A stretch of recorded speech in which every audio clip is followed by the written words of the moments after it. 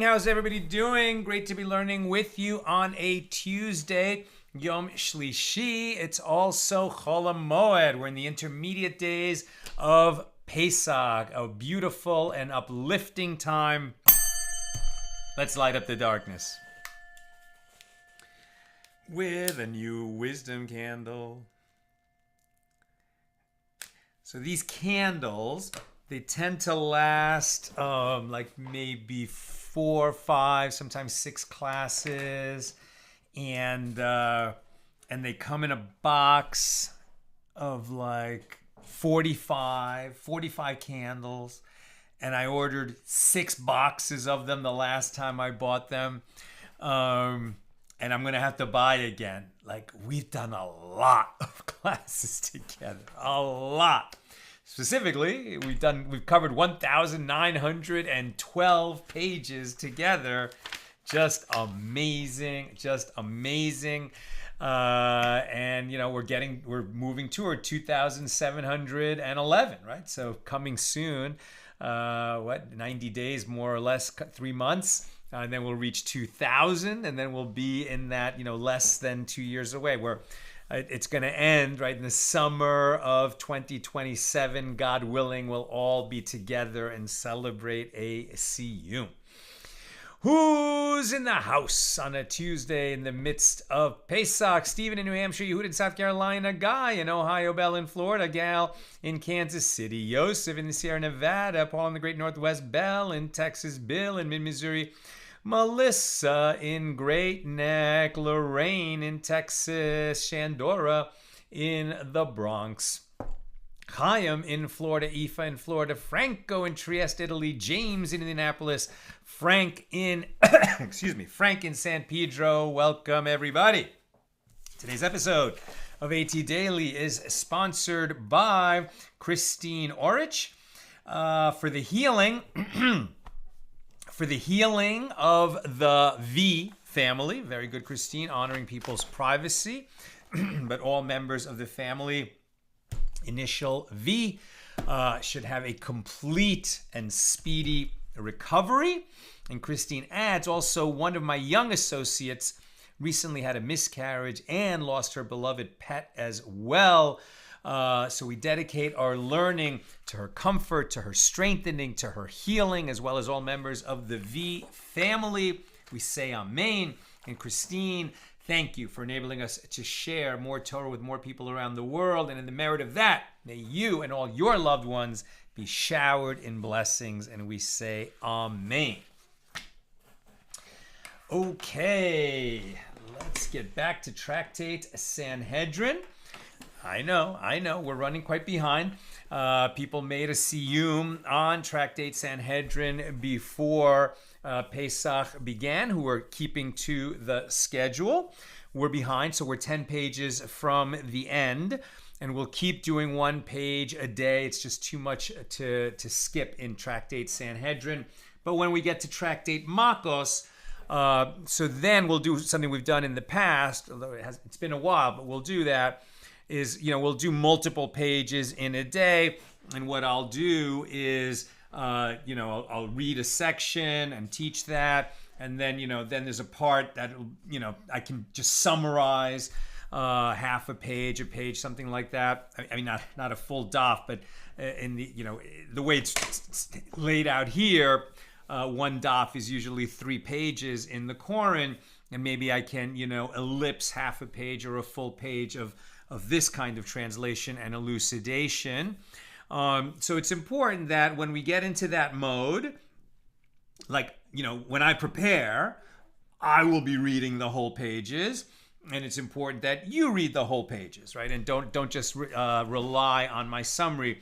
So if the only way you're getting through the pages is listening to me read them and teach them to you, then when we get into an area where I ellipse some of the material or summarize some of the material, make sure that later you go through that page and just read it yourself, so that when we reach the end and make a siyum, you can, with a clear conscience, say, I read the entire, I completed the Daf Yomi journey. And, again, I've mentioned before that while I was in production on Guns N' Moses, we had, a time away, and we skipped the whole tractate in Nedarim, plus some part of Shavuos, right? Oaths. So, we're going to have to make that up in some way. I'm not going to leave you hanging. We'll find a way to make sure that we've absolutely completed all 2,711 pages. Okay, let's get back to what we're doing today.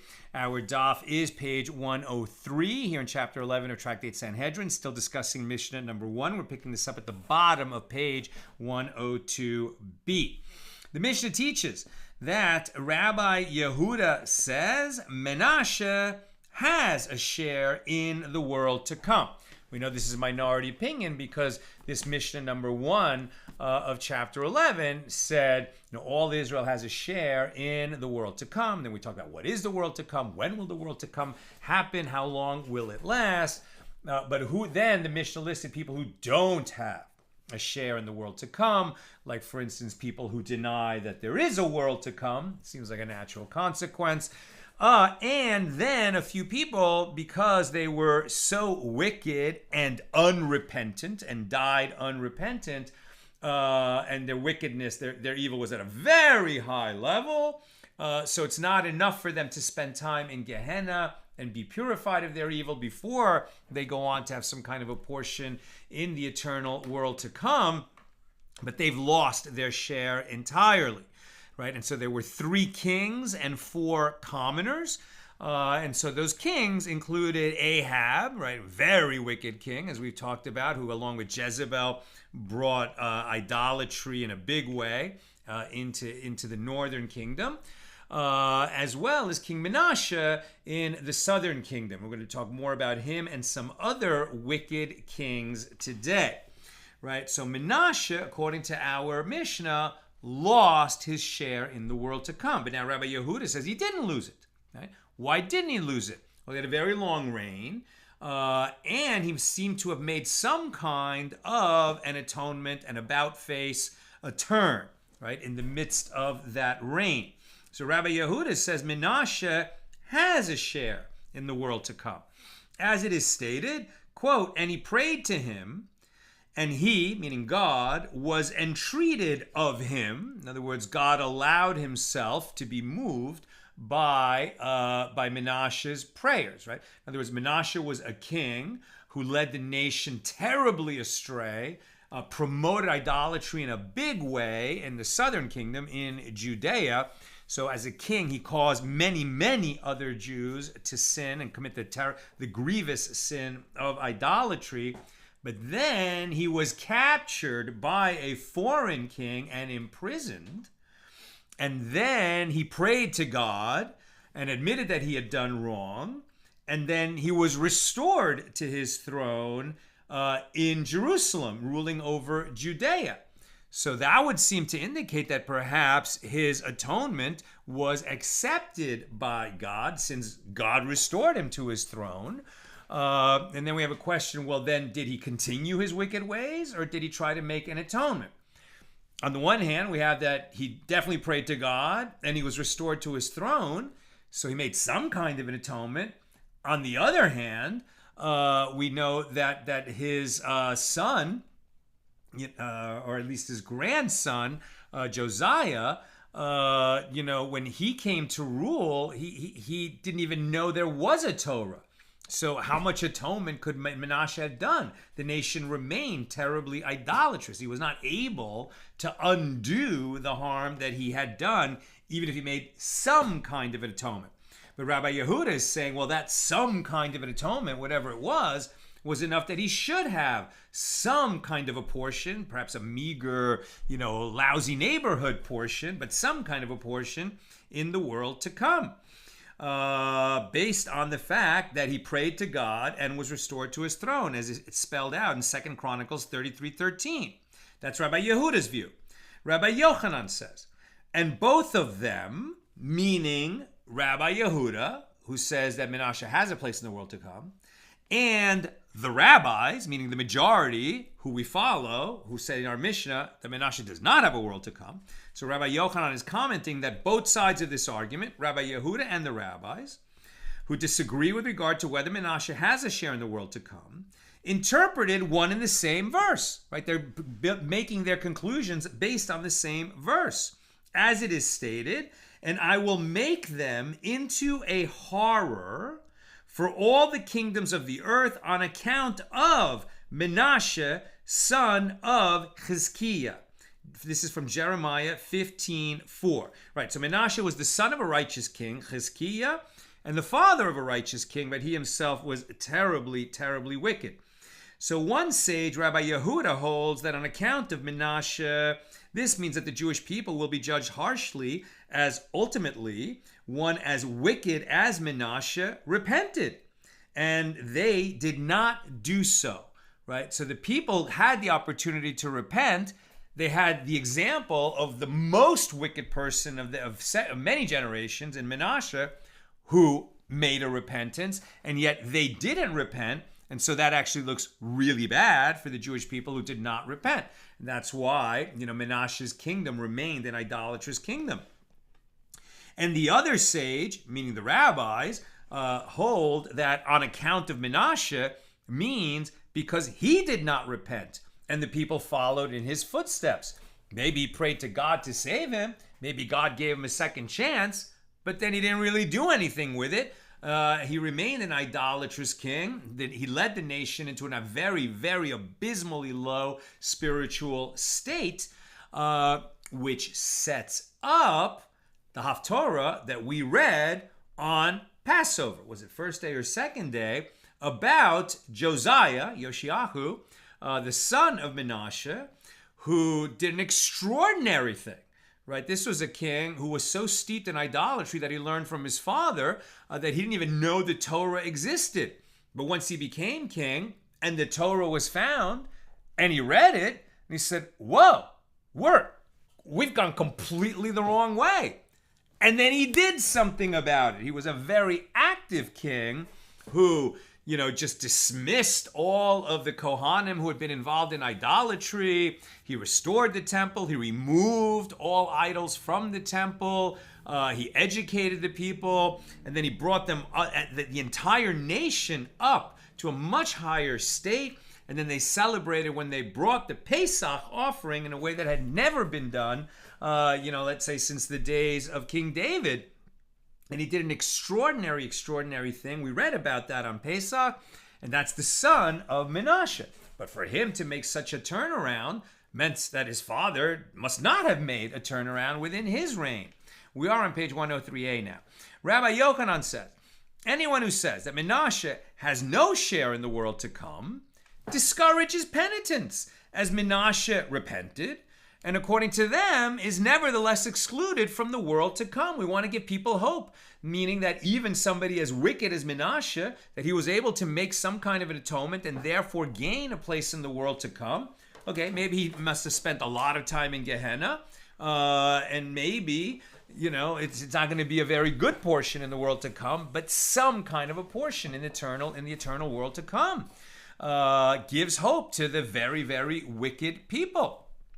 Remember, no matter how wicked you are in your own life, that can't equal the wickedness of Menashe, who as a king caused so many others to commit idolatrous sins.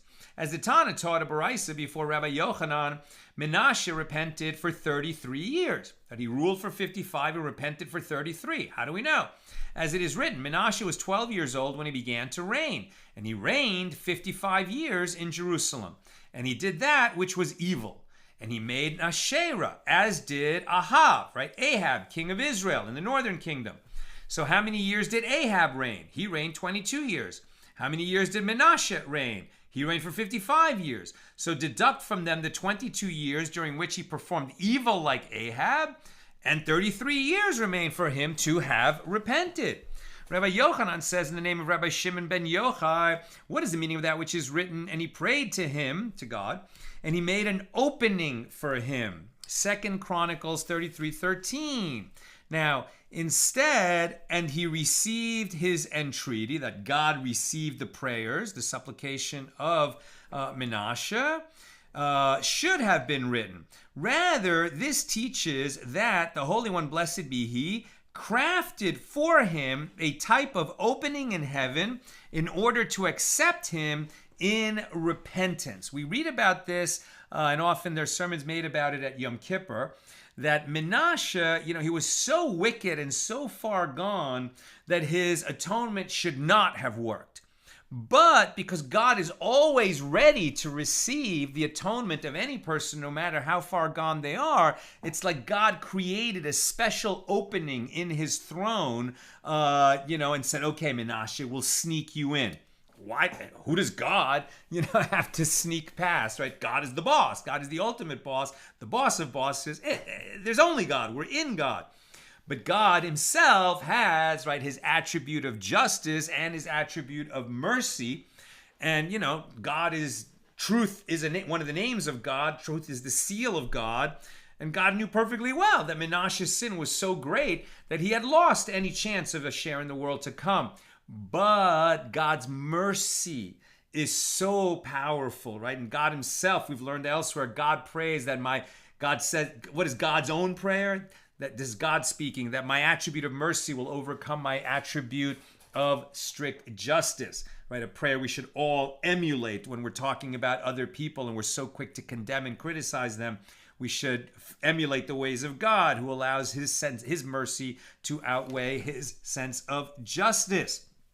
So God made some kind of an opening for Menashe, right? The Holy One, blessed be he, crafted for him a type of opening in heaven in order to accept him in repentance.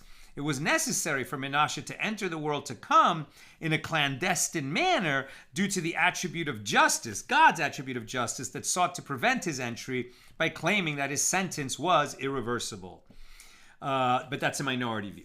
And Rabbi Yochanan says, in the name of Rabbi Shimon ben Yochai, what is the meaning of that which is written in the beginning of the reign of Jehoiakim ben Yoshiahu? Okay, so Yoshiahu, or Josiah, very righteous king, right? So Chizkiah, righteous. Menashe, terribly wicked. Yoshiahu, his son, incredibly righteous, unbelievable heights of righteousness. But his son, Jehoiakim, even more wicked than Menashe. Terrible, right? So we really have this kind of seesaw between wickedness and righteousness among these kings that ruled in Judea. So what is the meaning of that which is written in the beginning of the reign of Jehoiakim, the son of Yoshiahu? We learned about this in Jeremiah 26:1. And it is written in the beginning of the reign of Sidkiah. Right, so Sidkiah was the king who was actually ruling when the first temple was destroyed by Nebuchadnezzar. So about this it says in Jeremiah 28:1, in the beginning of the reign of Sidkiah. But is it so that until now there were no kings? Why did the prophet Jeremiah use this term in the beginning exclusively with regard to these two kings, Jehoiakim and Sidkiah? Whereas with regard to other kings, when he describes the beginning of their reign, it says in the first year of their reign, not this term Bereshis, at the beginning of their reign. Why? Exclusively with regard to these two kings, as opposed to during the first year of his reign, or some similar formulation. Why is this done? Rather, the reason for the unusual formulation is that the Holy One, blessed be he, sought to restore the entire world to chaos and void. Right? In other words, God was so frustrated with the fact that the children of Israel, who were entrusted with this incredibly holy mission, had gone so far astray following this wicked king, that God said, you know what, I've had it. You know what, I'm not going to destroy the world with a flood like I did in the generation of Noah, because I said I will never destroy the world with water again. But, God can destroy the world in a lot of different ways, and God was thinking of just destroying the whole world. There was just not enough righteous people in the world, going to do away with it. But God didn't do that. Why? Rather, the reason for this unusual formulation that the Holy One, blessed be He, sought to restore the entire world to chaos and void, as it was in the beginning before creation, on account of Jehoiakim the wicked. Right? Jehoiakim was so wicked that God was going to destroy the world. But God also observed that the generation in that time, right? So the Jewish people in the time of Jehoiakim, which included the righteous, who had not yet been exiled to Bavel, and his mind was set at ease. In other words, there were enough righteous people in the world that God was not going to destroy the world, and of course he didn't. And likewise, the Holy One, blessed be He, sought to restore the entire world to chaos and void, as it was, right? Tohu vavohu, right? This kind of like the primordial matter or whatever was existing before God made the universe. He sought to restore the entire world to chaos and void on account of the generation of Sidkiah, as only the wicked remained after the exile of the righteous to Bavel. But he observed Sidkiah, and his mind was set at ease. Sidkiah himself was not so wicked. And the Gemara asks, with regard to Sidkiah, it is also written, and he did evil in the eyes of the Lord. 2 Kings 24:19. So why was God's mind set at ease? The whole generation was wicked, and the king did evil. Why didn't God destroy the world? And Gemara answers that Sidkiah was not wicked.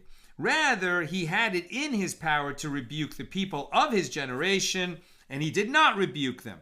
Therefore, their sins are attributed to him. This is much the same way that Solomon is accused of building idolatrous temples. He certainly did not do that. He was a righteous king, but he had so many wives, and he allowed some of those wives to build idolatrous temples. And so the Bible, credits or accuses Solomon of building such temples. Same idea here. Sidkiah had the power to stop this from going on in his kingdom, and he didn't. And Rabbi Yochanan says, in the name of Rabbi Shimon ben Yochai, what is the meaning of that which is written? If a wise man contends with a foolish man, whether he is angry or laughs, there is no rest. Proverbs 29:9. What does this mean? The Holy One, blessed be He, said, I was angry with Ahaz, and I delivered him into the hand of the kings of Damascus. He then sacrificed offerings and burned incense to their gods. As it is stated, he sacrificed to the gods of Damascus that smote him. And he said, because the gods of the kings of Aram helped them, I will sacrifice to them and they will help me. But they were the ruin of him and of all Israel. When the Holy One, blessed be He, was angry with Israel and caused them to lose a war to prompt them to repent for their sins, their response was to worship idols, right? Whenever the Jewish people experience national calamity, it's terrible. And we've had many. It's an opportunity for all of us to cry out to God. And if we would do that, the calamity would be reversed much faster.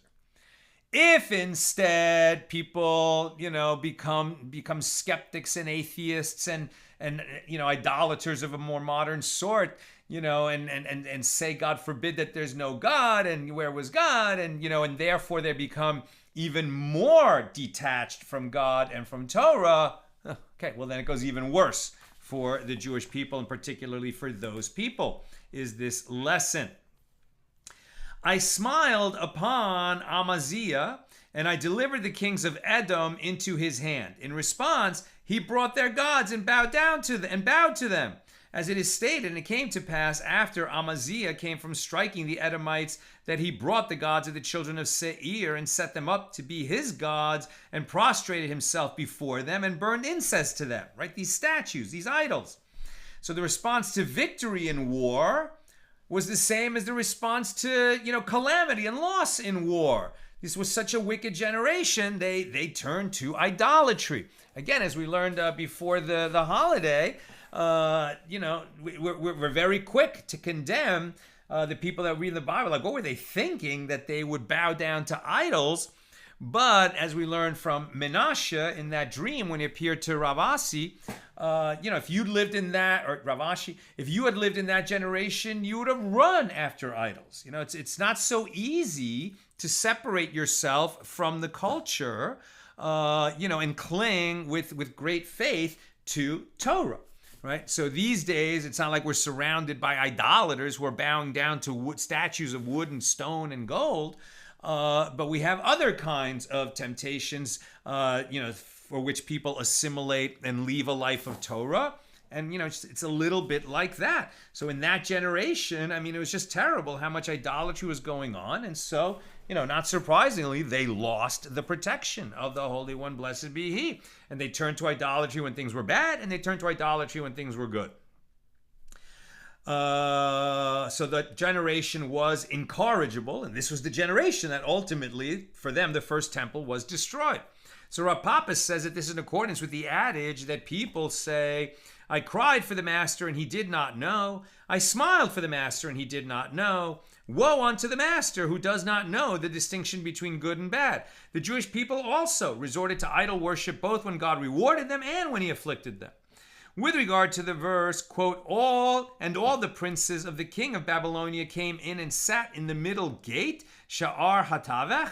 In Jeremiah 39:3, Rabbi Yochanan said in the name of Rabbi Shimon ben Yochai, Sha'ar Hatavech was the place in which they would decide Mechatechen halachos, right? It's a place where they would, the sages would issue rabbinic rulings. So Rav Papa says that this is in accordance with the adage that people say, in the place that the master of the house hangs his weapons, there the despicable shepherd hangs his jug. In the place where the Sanhedrin convened, once the temple was destroyed, Nebuchadnezzar the wicked and his princes now assemble once they brought the vessels from the destroyed first temple to Babylonia. Now, new subject. The Gemara cites a mnemonic for the following statements that Rav Chizda said that Rabbi Yirmiyah bar Abba said, by the field, houses shall not befall. This is a memory aid. So Rav Chizda says that Rabbi Yirmiyah bar Abba says, what is the meaning of that which is written, quote, I passed by the field of an indolent man, and by the vineyard of a man void of understanding, and behold, it was overgrown with thistles, and its surface was covered with nettles, and its stone wall was broken. Metaphorically, what does this mean? The verse describes the spiritual and political decline of the kings of Judea. I passed by the field of an indolent man. This is a reference to Ahaz. And by the vineyard of a man void of understanding. This is a reference to Menashe.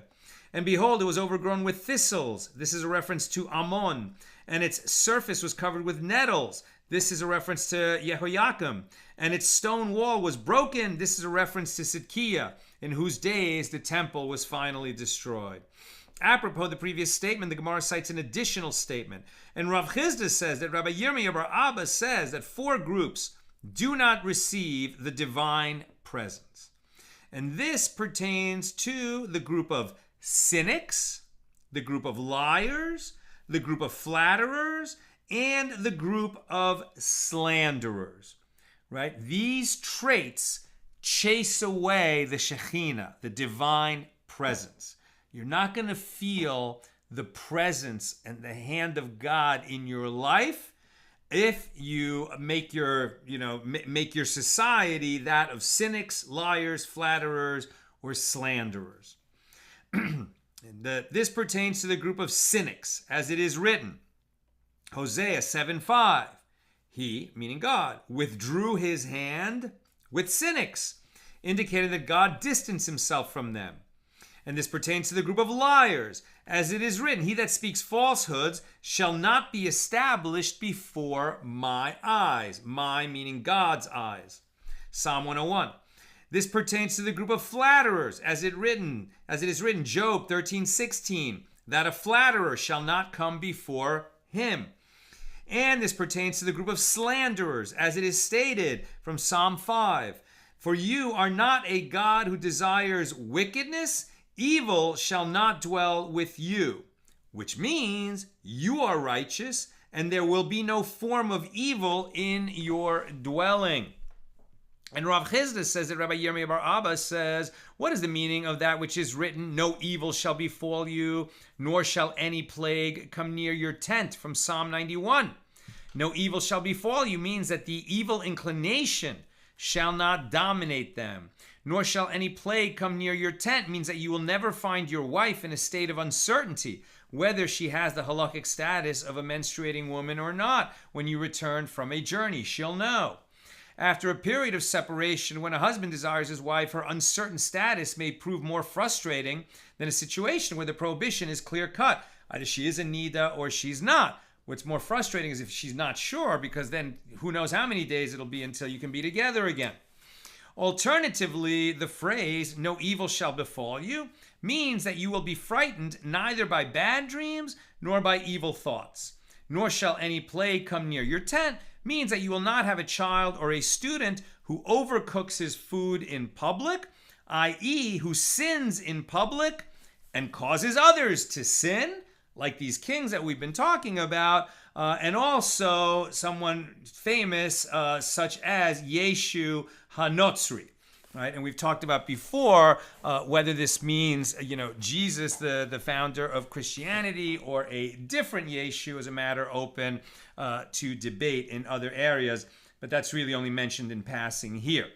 Until this point in the psalm, Solomon's father David blessed him, as these are blessings appropriate for a father to bless his son. From this point forward, his mother blessed him, as these are blessings appropriate for a mother to bless her son. For he shall order his angels to preserve you in all your ways. They shall bear you on their hands, lest they dash your foot against a stone. You shall tread upon the lion and the adder, which is a kind of snake. The young lion and the crocodile you shall trample underfoot. In other words, continuing the verses from Psalm 91, which are a blessing. But the first verses of blessing were what a father would say to his son. Now these are verses of blessing that a mother would say. Until this point forward in the psalm, his mother blessed him. From this point forward, God in heaven blessed him. As the psalm proceeds to refer to God in the first person as though speaking in his name. Now we're on page 103b, continuing Psalm 91. And now, instead of, we started with the father's voice, then we switched to the mother's voice. And now we're talking, right, that was, in other words, David blessing Solomon, then Bathsheba blessing Solomon, and now it's God blessing Solomon and saying, because he has desired me, therefore I will deliver him. I will set him on high because he has known my name. He shall call upon me and I will answer him. I will be with him in trouble. I will deliver him and honor him. With long life I will satisfy him and show him my salvation. That's Psalm 91, verses 14 and 16. Absolutely beautiful passage. That's one to reread and kind of stick with. Over Pesach, I was reading Rabbi Levi Yitzchak of Berditchev, the Kedushas Levi, who was saying that in certain matters, you can force God's hand. You can force God to smile on you. How could you do such a thing? It's not that you're doing some deed which is so utterly righteous that God has to reward you. There's no such thing. You can't make any assumptions about what God will or will not do. So how can you somehow, press God's hand? What it means is that you rely utterly on God. You get to a place where your faith is perfect and you just say, first of all, there's only God.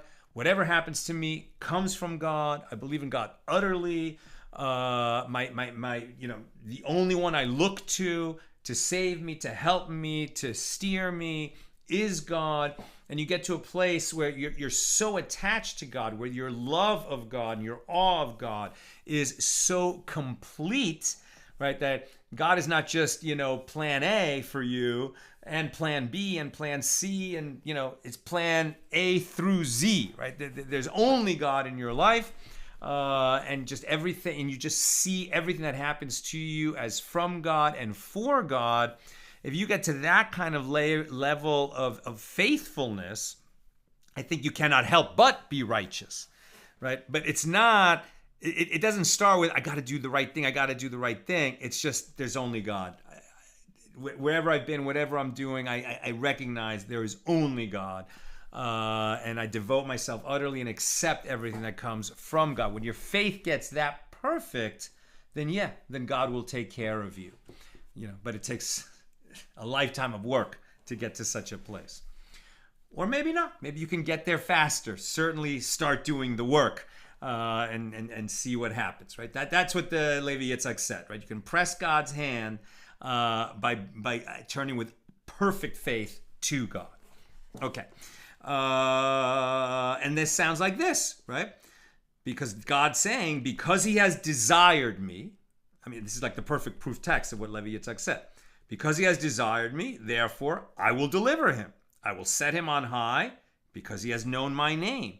He shall call upon me and I will answer him. I will be with him in trouble. I will deliver him and honor him. With long life I will satisfy him and show him my salvation. And it's because you call on God and only God. You don't rely on people, right? You do your job. It's not like you just sit in the room, expect, wealth and honor to come to you. You have to do what's called your hishtadlus. You have to do your work. You have to, do your work in this world. You have to live, a rational life. But your faith is utterly in God. Okay. Rabbi Shimon ben Lakish says, what is the meaning of that which is written, and he will withhold, and I think I said we're in 103b.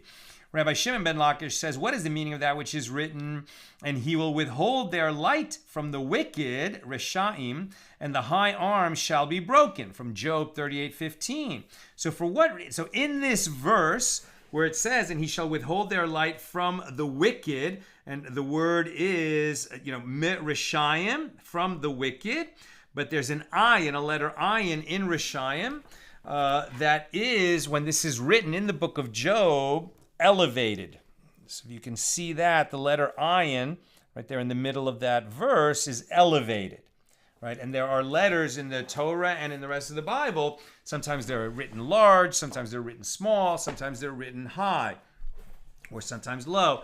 So what does it mean that we have a tradition that when we, write a book of Job by hand, that ayin needs to be elevated above? And then when it's printed, they do the same thing in the printing. What does it mean? For what reason is the letter ayin of the word reshaim suspended slightly above the rest of the letters? It is suspended so that the word will be read rashim, meaning poor people. And it means once a person becomes poor on earth below and the number of his enemies grow, he becomes poor in heaven above, as he is certainly a sinner, and that is why he is hated. Now, this doesn't mean, he's just because people are poor in money, that somehow they're sinned and they're hated. What it means is that they're poor in protection, right? They're vulnerable because they're poor in deeds. They're poor in protection of heaven. So this Gemara challenges, if that is the meaning, let the ayin not be written at all, and let the verse say rashim. So Rabbi Yochanan and Rabbi Lazar both explain why the ayin was not omitted, was elevated but not omitted. One says it is due to the desire to preserve the honor of David, who had numerous enemies below, despite the fact that he was a righteous person and he had a place in the world to come. And the other one says it is due to the desire to preserve the honor of Nehemiah, the son of Hachaliah, who also had numerous enemies below, despite his righteousness, right? So just because you have enemies who are trying to defeat you doesn't necessarily mean, that you're a wicked person. But when you're having a lot of troubles, it's an opportunity to turn to God and put your faith utterly in God and see what happens. It will turn good in ways you do not expect. The sages taught in a baraisa, Menashe, the king of Judea, would study 55 different aspects in interpreting Torah's Kohanim. So here we're learning again, we've heard this before, that somebody as wicked as Menashe, who became such a terrible idolater, who led the nation into idolatry, didn't do so from ignorance. He was actually well-versed in Torah, which makes his wickedness all the greater. So he studied 55 different aspects in interpreting the Torah's Kohanim, which is the halachic midrash on the book of Leviticus. And this is corresponding to the years of his reign, indicating that he possessed great knowledge. And Ahab, he was greater, and he studied 85 aspects. And Yerovam, the son of Solomon, who created the whole schism Rehoboam was the son of Solomon. Yerovam was the one who broke away and created the northern kingdom and created that schism. He also, as we said in the beginning, he was righteous, but then, when he assumed power, it corrupted him. And then he created golden calves in the northern kingdom to consolidate his power so people wouldn't go down and sacrifice in Jerusalem. So Yerovam was greater still, and he studied 103 aspects of the Midrash on the book of Leviticus. It is taught in the Baraisa that Rabbi Meir would say, Absalom has no share in the world to come, as it is stated, and they smote Absalom, and they killed him. 2 Samuel 18:15. And they smote Absalom is referring to death in this world, while and they killed him is referring to death in the world to come, right? This is one of the sons of David who was very wicked. And it is taught in the Baraisa that Rabbi Shimon ben Elazar says in the name of Rabbi Meir, Ahaz and Ahaziah, who were kings of Judea, and all of the kings of the kingdom of Israel, about whom it is written, and he did evil in the eyes of the Lord, neither live in the world to come, nor are sentenced to Gehenna, right? Meaning they didn't get a share in the world to come. So now we're expanding the number of people who don't have a place in the world to come, neither in Gehenna nor in the world to come, right? So when their life ends, no more for them. So then the question would be asked, well, why weren't they mentioned in the Mishnah as having no place in the world to come?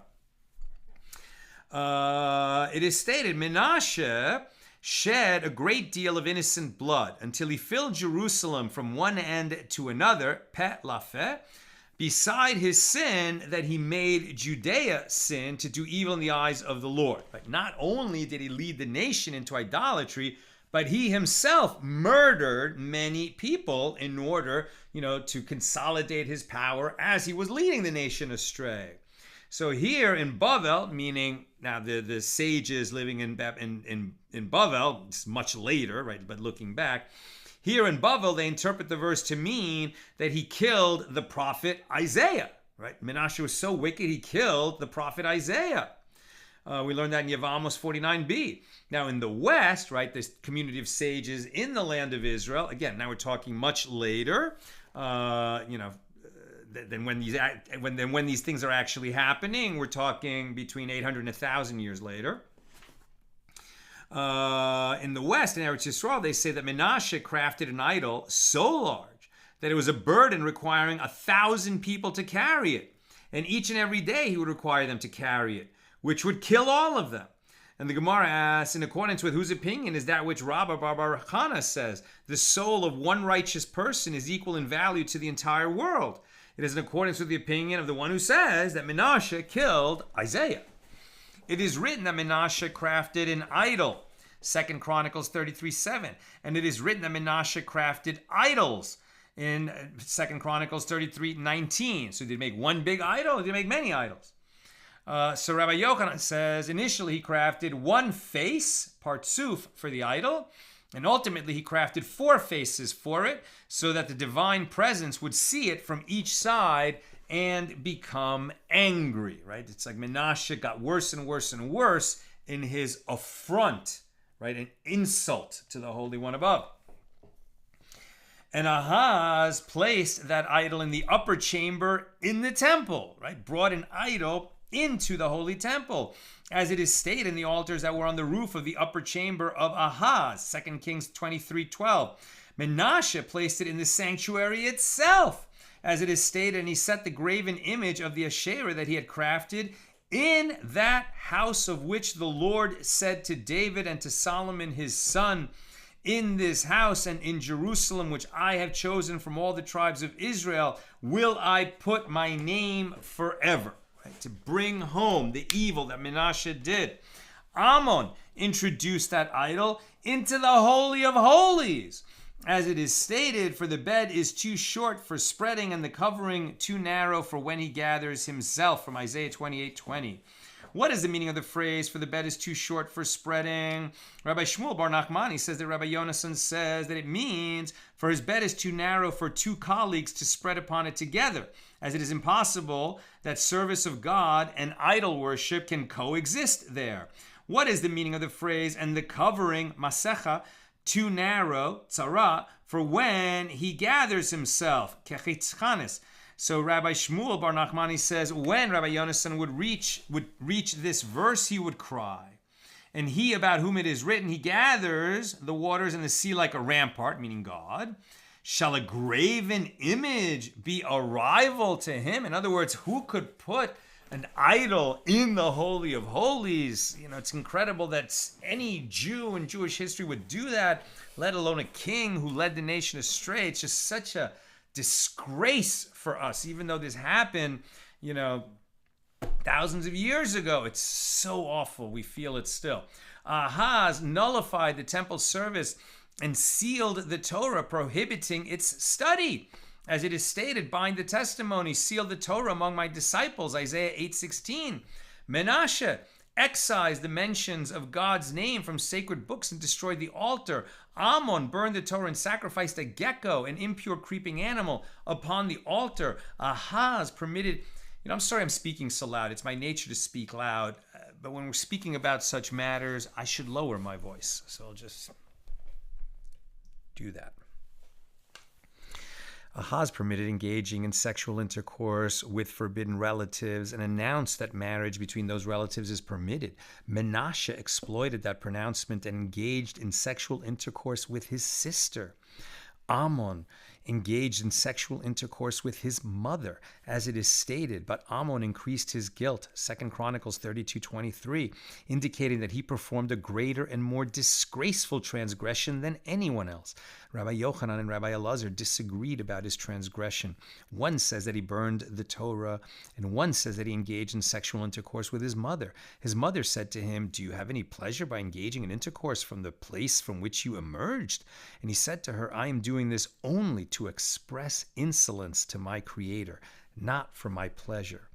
And when Jehoiakim came along and reigned, he said, "My predecessors did not know how to express insolence to God. Do we need God even for his light? Since we have parvayim, gold that we use that shines, let God take his light from the world." In other words, he's saying we don't need God anymore, whatever this God. And he was just so brazen in his idolatry. And they said to him, "Well, aren't the silver and the gold his? As it is stated, Haggai 2:8, the silver is mine and the gold is mine, says the Lord of hosts." And Jehoiakim said to them, "He has already given it to us. As it is stated, the heavens are the heavens of the Lord, but the earth he has given to the children of men." Psalm 115, actual beautiful verse that we talk about our opportunity to follow Torah and do mitzvahs, which is something humans can do and that angels can't. But here that verse is was interpreted in a very awful way by this idolatrous king. Rava said to Rabba bar Mari, "For what reason did the Tanaim, the sages of our Mishnah, not enumerate Jehoiakim among the kings who have no share in the world to come?" If we say that Menashe has no share in the world to come, and Jehoiakim did what was even worse than Menashe, so why would he not be mentioned among the kings who have no share in the world to come? One would imagine that he has no share in the world to come because it is written concerning him, quote, "And the rest of the acts of Jehoiakim and his abominations that he did, and that which was found on him," 2 Chronicles 36:8. And so the Gemara explains, what is the meaning of the phrase, "and that which was found on him"? And Rabbi Yochanan and Rabbi Elazar disagree. One says that he etched the name of idols on his penis due to his devotion to them. And the other one says that he etched the name of heaven on his penis in a display of contempt for heaven. So Rabba bar Mari said to Rava, "With regard to the list of kings, I did not hear why Jehoiakim was excluded," meaning why was he left out of the list of kings who do not have a share in the world to come. But with regard to the list of commoners, right, in our Mishnah, like including Bilam and Doeg, who don't have a share in the world to come, with regard to that list of 4 commoners, I heard why a certain sinner was excluded. For what reason did the Tanaim of that Mishnah, the rabbis of the Mishnah, not enumerate Micah among those with no share in the world to come? And here we should say, well, wait a minute, Micah? We name our children Micah. Micah was an incredibly righteous person. Micah was a prophet who has his own book in the Bible, the book of Micah. Why would he be excluded from the world to come? We're talking about a different Micah. Right, so Micah the prophet, incredibly righteous, late First Temple period, and was prophesying and trying to get the people to turn away from their wicked ways. The earlier Micah appears in the book of Judges and was tremendously wicked and built a huge idol. So this is the Micah, the wicked Micahs who we're talking about here.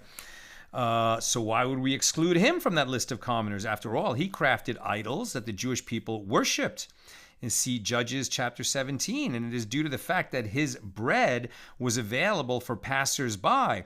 As it is stated, all those who pass by the Levites, he would provide sustenance to all hosted in his house. He had some good deeds that he was able to, lean on and get some kind of a portion of the world to come, perhaps after a tremendous long time of refinement and, punishment in Gehenna. With regard to that which is written, and he shall pass through the sea with affliction and shall strike the waves in the sea, from Zechariah 10:11, Rabbi Yochanan says this affliction is a reference to the idol of Micah, as Micah passed through the sea during the exodus from Egypt. It is taught in a Baraisa that Rabbi Nassan says the distance from Gerah, where the wicked Micah resided, to Shiloh, where the tabernacle was at that time, was 3 mil. And the smoke from the arrangement of wood on the altar in Shiloh, and the smoke from the worship of the idol of Micah would intermingle with each other. In other words, he was doing this idolatry not so far away from what was then the spiritual center of the world, right? Where the tabernacle resided in Shiloh before the temple was built. This is where the main altar and the menorah and the offerings were all brought. Now, the ministering angels sought to dismiss him from the world. The Holy One, this wicked Micah, because he did that. So the Holy One, blessed be he, said to them, leave him, as his bread is available for travelers. Shows you what a major mitzvah it is to provide for travelers, to provide for guests, to make the mitzvah of hospitality is a great mitzvah. And it is for this matter, the sin of Micah's idol, that the people involved in the incident of the concubine in Gibeah were punished. The tribes of Israel waged war with the tribe of Benjamin, and 40,000 of them were killed. And the Holy One, blessed be he, said to them, well, you did not protest for my honor, for God's honor, and you took no action to destroy this idol of Micah, but you protested for the honor of one of flesh and blood, who was killed. Therefore, the other tribes were initially unsuccessful, and many of their soldiers were killed in this civil war. They were so incensed that a person had been killed, but no one thought to, become angry on behalf of God when an idol was built and people were bringing sacrifices to it. Rabbi Yochanan says in the name of Rabbi Yosef ben Kizma, great is eating, as it distanced 2 clans from the Jewish people. As it is stated, an Ammonite or a Moabite shall not enter into the assembly of the Lord, because they met you not with bread and water. Deuteronomy 23:4-5. Right? Ammon and Moab, we could have used some help when the children of Israel were in the wilderness coming out of Egypt, and these were very unhospitable, unfriendly people. And so their men could not could not convert to Judaism, right? The Torah says they cannot. A female Moabitess could enter the congregation, as Ruth did, but a male could not. And it was an account of their lack of hospitality. And Rabbi Yochanan says, food distances the near and draws near the distant, and averts eyes from the wicked, sparing them from punishment, and causes the divine presence to rest on the prophets of the Baal. And an unwitting transgression with regard to it is at times considered an intentional transgression. What does this mean? The fact that it distances the near, this is derived from Ammon and Moab. Although they were relatives of the Jewish people, as they were descended from Lot, the nephew of Abraham, it is prohibited for a Jewish woman to marry a convert from either of those nations because they failed to provide bread and water to the Jewish people in the wilderness. In other words, general principle here is that so much of Judaism, and either the good that we can do, the mitzvahs that we can fulfill, or the transgressions that we can commit, or the failure to commit to do good, is so often in the realm of food. Right? There's much good and much bad surrounding food. Right? When you share your food with the poor, when you make sure it's kosher, there's all kinds of good that you can do. You can bring people in and teach them Torah around your table around the food. There's much good that can be done with food, and there's much good that can be left on the, left undone, as it were, with regard to food. And the fact that it draws near the distant, this is derived from Yisro, right? So Moses' father-in-law. As Rabbi Yochanan says, in reward for Yisro telling his daughters, call him that he may eat bread, right? When Moses arrives at Yisro's house. So because Yisro said to his daughters, invite in the stranger and feed him, Yisro's descendants were privileged and sat as scribes in session with the Sanhedrin in the chamber of hewn stone, as it is stated, and the families of the tribes who dwelt in Jabez and the Tirasites and the Shemaiasites, the Sukkosites, and these are the Kenites who came from Hamas, father of the house of Rechab. And it is written there with regard to the identity of the Kenites, and the children of the Kenite, Moses' father-in-law, went up from the city of the palm trees with the children of Judah into the wilderness of Judah, which is the south of Arad, and they went and dwelt with the people. Right, on account of Yisro being generous with food and inviting Moses in to come and enjoy his hospitality, his descendants merited tremendous rewards. And the fact that it averts the eyes, that food can avert the eyes of the wicked, is derived from Micah, who was not punished because he provided bread to passers-by, even though he committed this great sin of idolatry. He was not utterly punished, right? But he was, but not utterly punished. And the fact that it causes the divine presence to rest on the prophets of the Baal. This is like, what? Why would the Shekhinah, God's actual presence, rest on false prophets who claim, that an idolatrous false god, the Baal, is real? Why would God's Shekhinah ever rest on them? And this is derived from the colleague of Iddo the prophet, the elderly prophet, who convinced Iddo to eat with him, contrary to the directive of God, when Iddo went to Bethel to prophesy to Yerovam. As it is written, and it happened as they sat at the table that the word of the Lord came to the prophet that brought him back. 1 Kings 13:20. Although the elderly prophet was a false prophet, he was rewarded with a true prophecy. Why? Because he hosted Iddo. I'm almost done. Questions or comments, please get them in now. And the fact that an unwitting transgression with regard to it is that sometimes considered an intentional transgression with regard to food. This is derived, as Rav Yehuda says, that Rav says, had Jonathan, right, Saul's son, the heir apparent was Jonathan, but Jonathan never became king because the crown was taken from Saul and given to David. So Rav says, had Jonathan lent David 2 loaves of bread when he was running away from Saul, who was trying to kill David. I mean, Jonathan loved David and tried to save him. But there was a chance where, if he had given David 2 loaves of bread, in addition to whatever else he helped him get away and, not be killed by Saul, then David would not have sought sustenance from the priests of Nov. The residents of Nov, the city of priests, would not have been killed because they gave food to David and his group when Saul was pursuing them. And in retribution for that, Saul killed all the priests of Nov. And Doeg, the Edomite, would not have been banished from the world to come, as we read in this Mishna here in chapter 11.